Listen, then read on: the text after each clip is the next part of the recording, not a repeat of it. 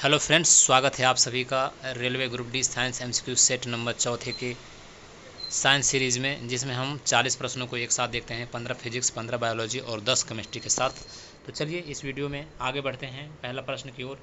पहला प्रश्न है, न्यूटन का प्रथम नियम किस नाम से जाना जाता है? तो जड़त्व के नियम के नाम से जाना जाता है न्यूटन की गति के प्रथम नियम को। न्यूटन का गति का प्रथम नियम बताता है कि यदि कोई वस्तु विरामावस्था में है, यदि रुकी है तो वह रुकी ही रहेगी, या फिर गतिशील अवस्था में है तो गतिशील अवस्था में ही रहेगी जब तक उस पर कोई बाह्य बल न लगाया जाए।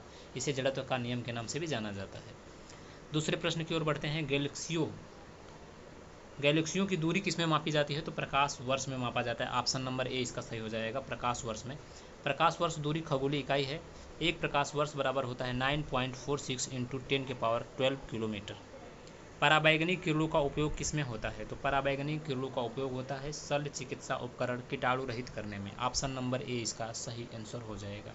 यूवी किरणें होती हैं, जो अल्ट्रा वायलेट किरणें होती हैं, अल्ट्रा वायलेट रेज बैक्टीरिया को नष्ट करती हैं। इन्हें सैनिटाइजेशन की में प्रयोग किया जाता है। इंद्रधनुष बनने का कारण क्या है? तो इंद्रधनुष बनने का कारण होता है अपवर्तन, परावर्तन व प्रकीर्णन। तीनों प्रक्रियाएं होती है इंद्रधनुष बनने में। जल की बूंदों से सूर्य का प्रकाश अपवर्तित और प्रकीर्णित होता है, यही इंद्रधनुष बनाता है।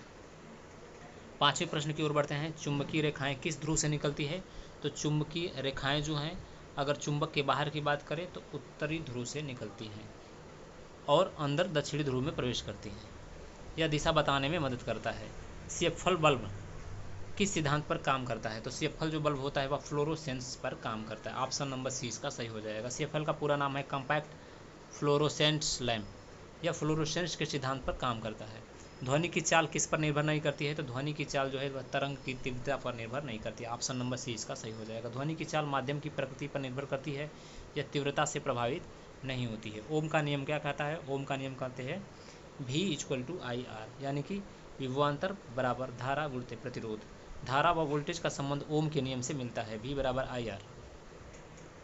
एसी धारा की खोज किसने की थी? ऑप्शन नंबर इसका कौन सा सही हो जाएगा? तो इसका सही हो जाएगा टेस्ला ने की थी एसी धारा की खोज। Option number C Nikola Tesla ने एसी धारा का प्रयोग किया था। आगे आते हैं। ऊर्जा संरक्षण का नियम किसने दिया था? तो ऊर्जा संरक्षण के नियम जूल ने दिए थे।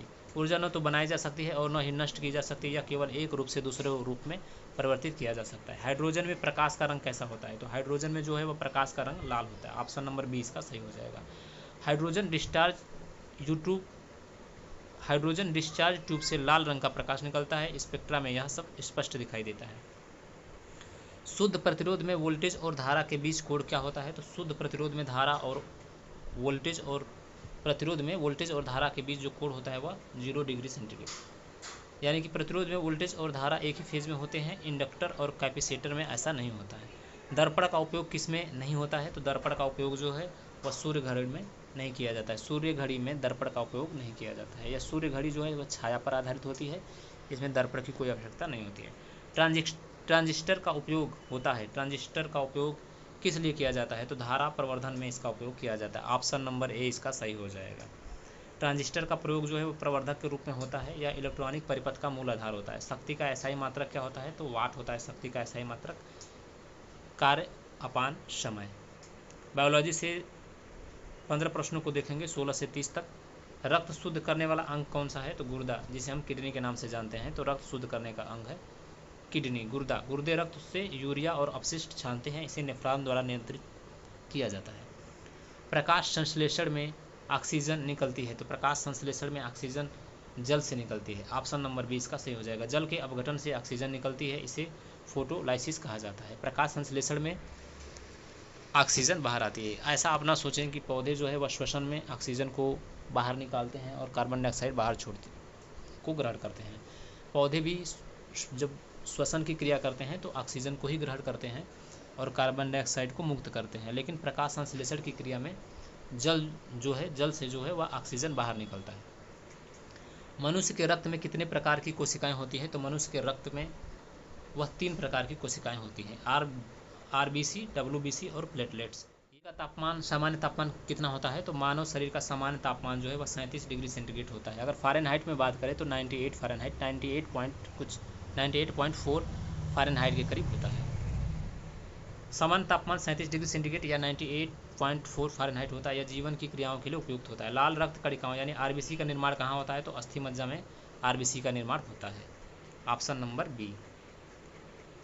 इसका जीवन काल 120 दिन होता है। मानव शरीर में विटामिन डी की कमी से कौन सा रोग होता है? तो विटामिन डी की कमी से रिकेट्स रोग होता है। स्कर्वी रोग विटामिन सी की कमी से होता है। बेरी विटामिन बी, इसे रिकेट्स के नाम से जाना जाता है। विटामिन डी, हड्डियाँ टेढ़ी हो जाती है।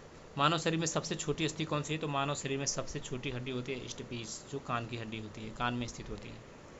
हार्मोन का अध्ययन क्या कहलाता है? तो हार्मोन का अध्ययन कहलाता है एंड्रोक्रिनोलॉजी। ऑप्शन नंबर बी इसका सही हो जाएगा, हार्मोन का अध्ययन।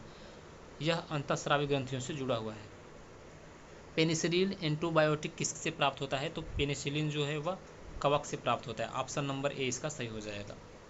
पेनिसिलिन एंटीबायोटिक जो है वह कवक से प्राप्त होता है।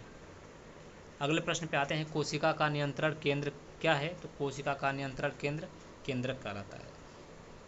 डीएनए को नियंत्रित करता है केंद्रक, इसे कंट्रोल रूम ऑफ सेल भी कहा जाता है। मानव की सबसे लंबी अस्थि फीमर यानी जांघ की हड्डी को कहा जाता है। यह सबसे लंबी और मजबूत अस्थि है।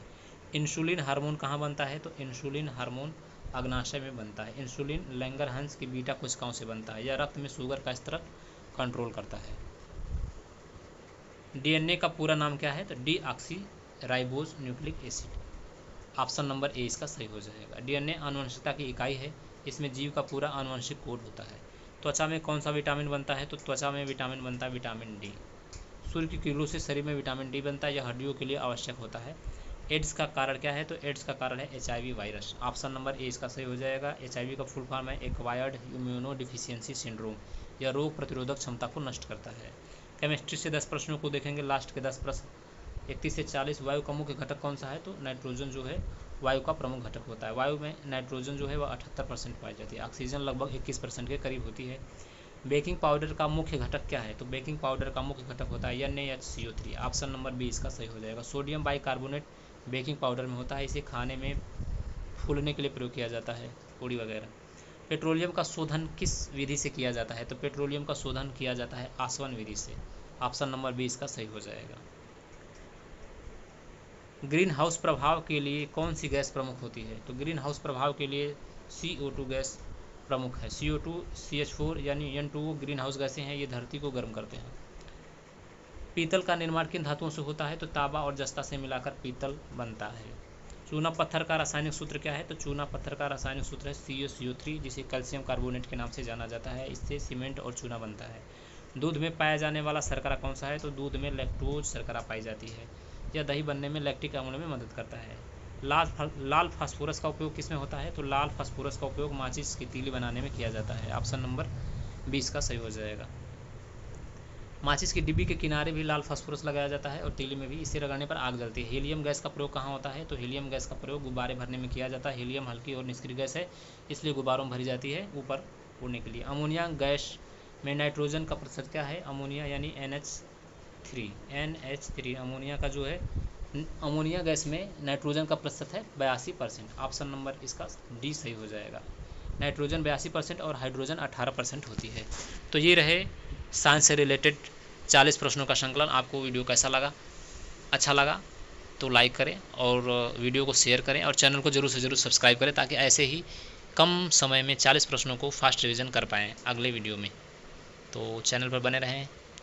आपका स्वागत है फिर से। धन्यवाद।